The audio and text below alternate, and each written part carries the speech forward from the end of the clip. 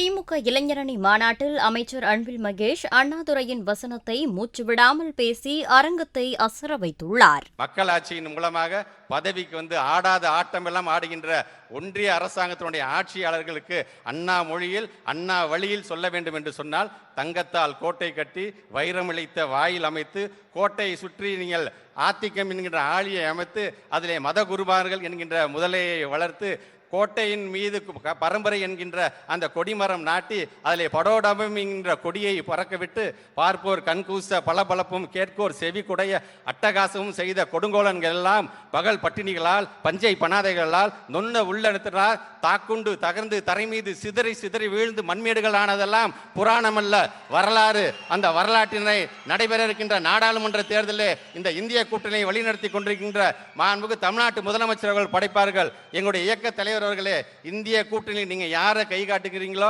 அவங்க தான் அடுத்த முதல்வருங்கிறாங்க. ஆனா இன்னைக்கு ஒட்டுமொத்த இந்தியாவும் தலைவரே நம்பர் 1 முதலமைச்சர் அவர்களே உங்களை நீட்டி கை நாட்டுகிறது.